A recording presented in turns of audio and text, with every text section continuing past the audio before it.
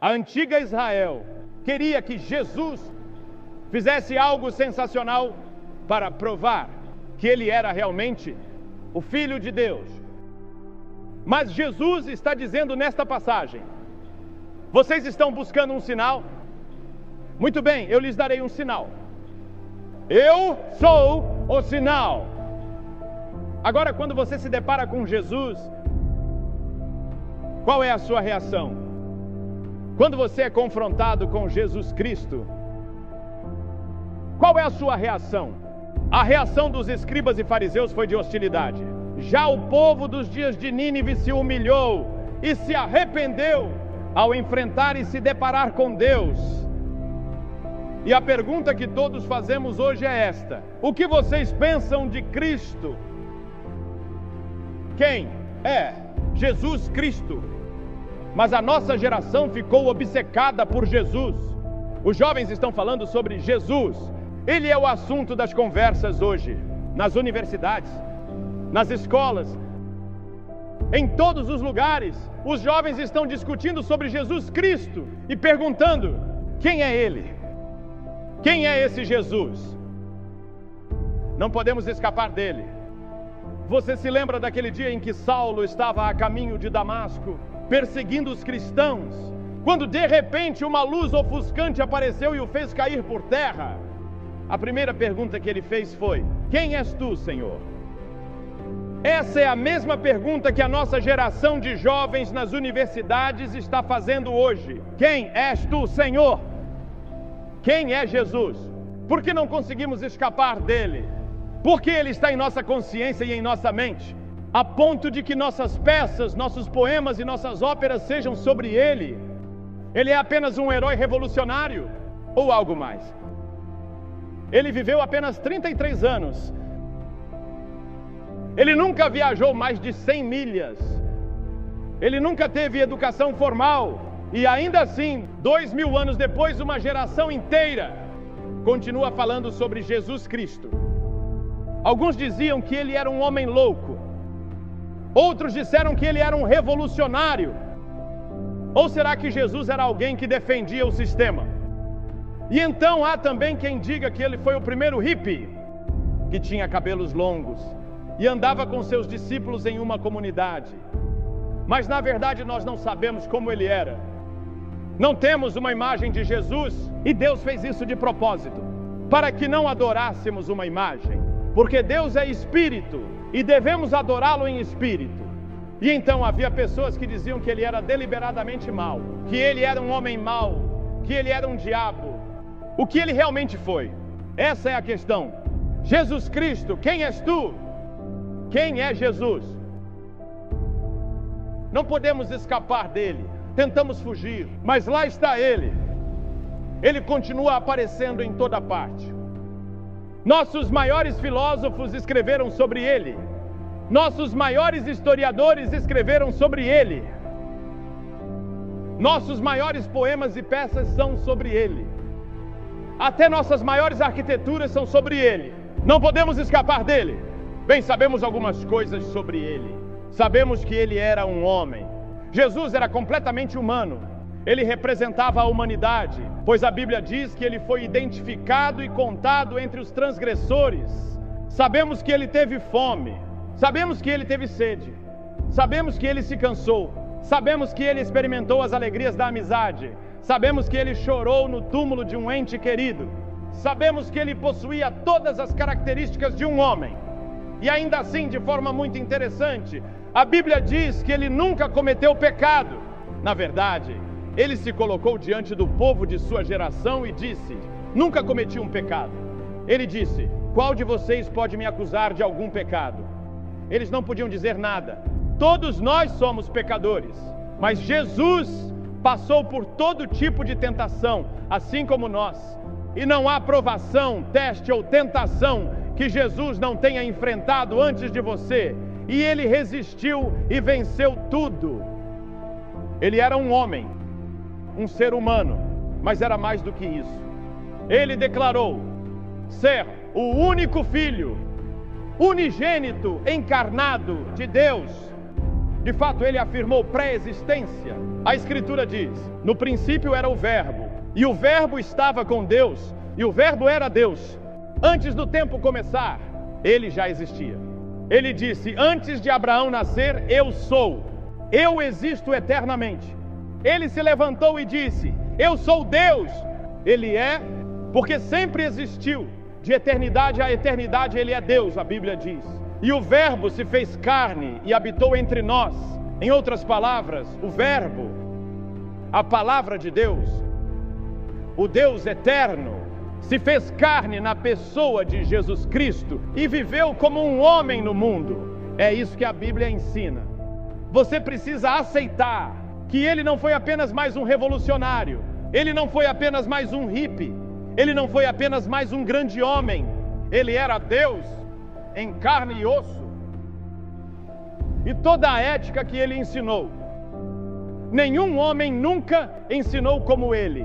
Se alguém lhe bater numa face, ele diz: ofereça também a outra. Jesus ensinou que devemos perdoar. Ele ensinou uma revolução na maneira como devemos viver. Ele nos ensinou que não são apenas as ações exteriores que Deus julga, mas também os pensamentos e intenções internas. Ele disse: Moisés nos ensinou nos 10 mandamentos: não cometerás adultério. Mas eu vos digo que se alguém olhar para uma mulher com desejo impuro, já cometeu adultério em seu coração. Ele disse: vocês ouviram o que foi dito aos seus antepassados: não matarás. Mas eu lhes digo que qualquer que se irar contra seu irmão estará sujeito a julgamento. Ele elevou a ética humana ao mais alto nível e exigiu que vivamos esse tipo de vida, porque ele mesmo viveu esse tipo de vida. Como você explica Jesus? Jesus Cristo, tu és quem dizes ser? Ele acalmou o mar. Ele tinha poder sobre a natureza. Ele podia pegar um relâmpago e lançá-lo de volta às nuvens. Ele tem poder sobre a natureza. Por quê? Porque ele é o Deus da natureza. São suas leis e elas o obedecem. Ele tinha autoridade sobre as doenças. Jesus fez cegos enxergarem, fez surdos ouvirem, fez mudos falarem. Ele ressuscitou os mortos. De acordo com o registro, ele tinha autoridade sobre os demônios. E então, olhe para a morte que ele teve. Algum homem já morreu como Jesus? A terra tremeu, as rochas se partiram, os sepulcros se abriram, até mesmo os soldados confessaram: verdadeiramente este era o Filho de Deus. Qualquer um que veja Jesus naquela cruz e não seja tocado tem um coração de pedra. Primeiro tiraram as roupas dele, depois pegaram longas tiras de couro com esferas de aço ou chumbo nas pontas e o açoitaram nas costas, até que ele mal pudesse ficar de pé. Então colocaram uma coroa de espinhos sobre sua testa e seu rosto começou a sangrar. Eles riram dele, cuspiram nele e zombaram dele. Com um simples estalar de dedos, 72 mil anjos já haviam desembainhado suas espadas, prontos para resgatá-lo e varrer este planeta da existência do universo.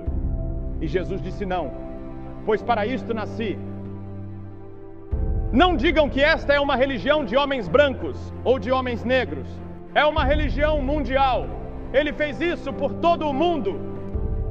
Quando ele morreu naquela cruz e foi pregado nela, pregaram os cravos em suas mãos e nos pés.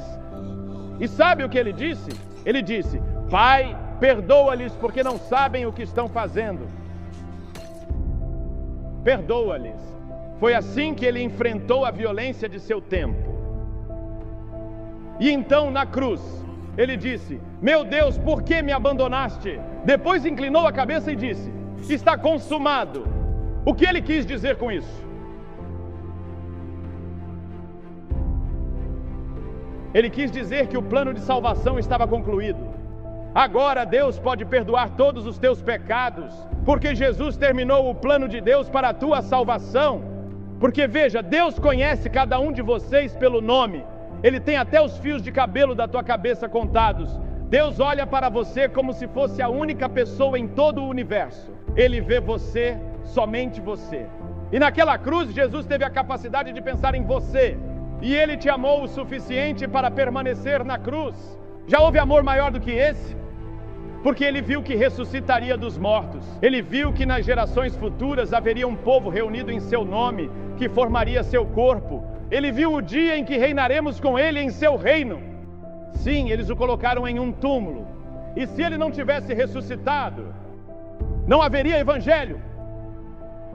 Jesus Cristo está vivo. E quando foram ao túmulo pela manhã, ouviram a maior notícia que o mundo já conheceu.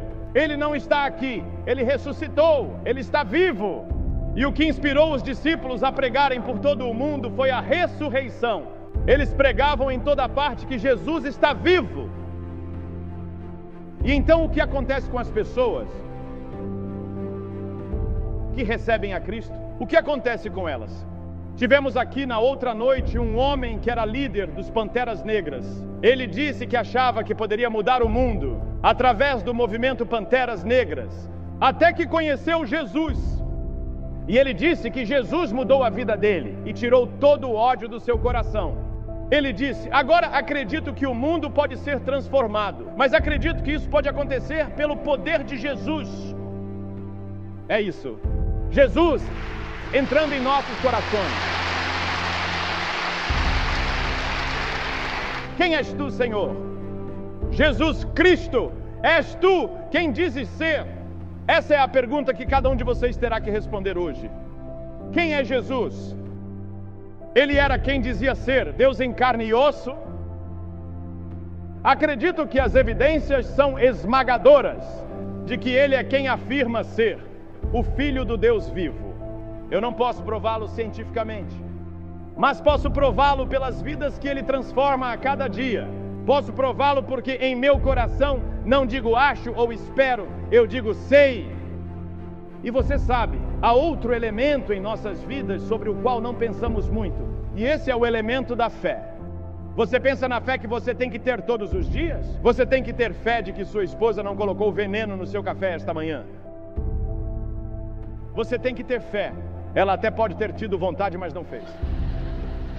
Você tem que ter fé quando vai ao banco, escreve um cheque e o assina, e tem dinheiro na conta. Você tem que ter fé de que o banco vai pagar. Tudo o que fazemos é por fé. Muito bem, pegue essa mesma fé e coloque em Jesus Cristo como teu Senhor e Salvador, e você saberá quem Jesus é. Você o aceita pela fé, Ele entra na tua vida e no teu coração, e então você crerá que Ele é quem afirma ser.